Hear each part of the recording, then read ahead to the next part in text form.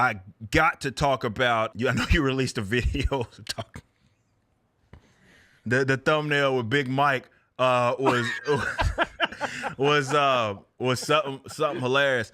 I got to ask you about kind of the political landscape. I know myself and Blaze, we've talked about this whole you thing. Want to talk about the convalescent president? Yeah, let's go. Let's go.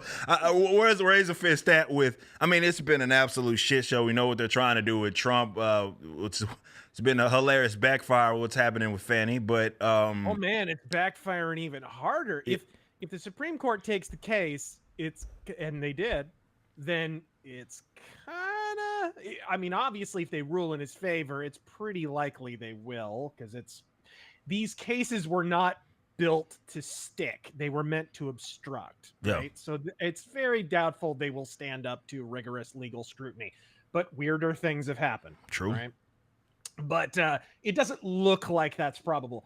If that happens, it kind of comes tumbling down, and some of the mainstream media are already admitting it. I think the New York Times just put out a piece where they were like, Trump has X number of indictments and he's going to get away with all of them, right? Like something like that. Yeah.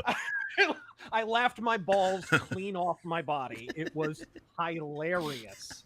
Yeah, I don't know how he keeps wily coyoteing his way out of this, but Trump has a superpower. He just does.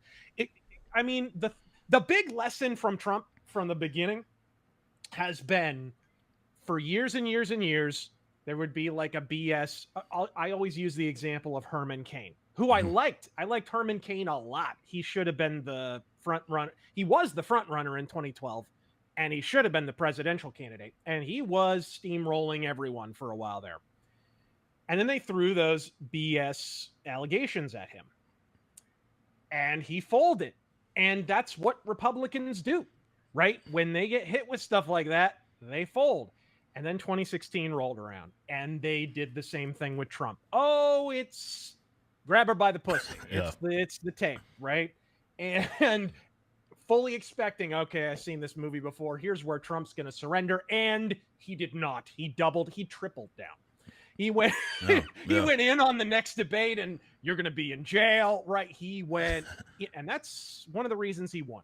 It's one of the that honestly is all Trump figured out. He's just like, so wait a minute. If you refuse to participate in the cancellation, you can never technically be canceled. Great. Awesome. Sweet. He cracked the Omega code like Kirk Cameron. It was incredible. So, yeah, that's again, even if people out there don't like Trump for one reason or another, he's done two really big things. He showed that cancel culture is a participation sport, first and foremost. He exposed that, took that mask clean off. And then the second thing he did was he abrates all of these open wounds of the establishment, such that the monoparty, the fact that Republicans and Democrats have basically been hand-jiving each other for decades, really since the inception of both of these parties, all of these things, he's basically exposed that because they can't help but go mask off and go after him because he irritates them so much. Yeah. He could do nothing. He could sit around and do crossword puzzles in the White House all day long just by being Donald Trump.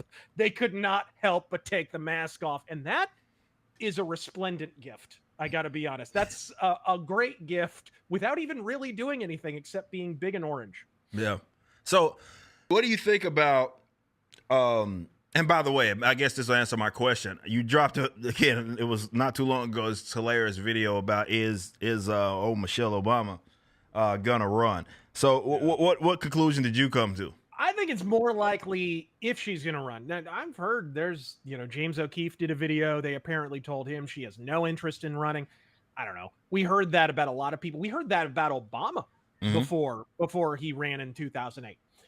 So I don't put too much stock in that. I think she's definitely on the short list. She's polling above everybody. She's polling above the vice president of the United States right now. She's polling above the closest non-incumbent candidate on the Democratic side to Michelle Obama in terms of approval is Hillary Clinton. 12 points, and that's not happening. That's not happening. So, yeah, obviously she's on the short list, but I have a feeling she's looking more toward 2028 because if you look at it from her perspective, you can jump in right now and you inherit this DNC drama of succession that would happen. Plus, you have to deal with the electoral headwinds of the fact that Biden has basically been dropping turds in his britches for 4 years, and a massive mess because, ironically, she's listening to Michelle Obama's husband. But, because he's essentially still the president of the United States.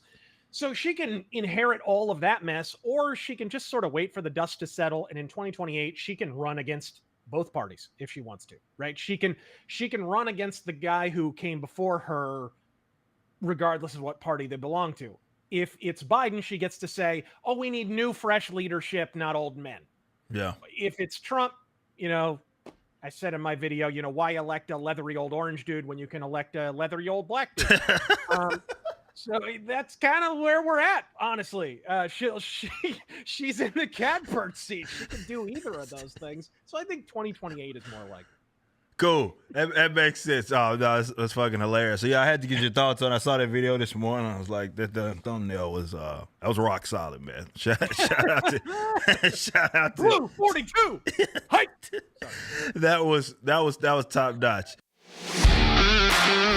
Thanks for watching. Be sure to head over to Rippaverse.com to check out our comic book company. We have books, plenty of merchandise, and even some glorious animations from Rippaverse Studios. Next up, possibly our most anticipated book thus far, Yaira.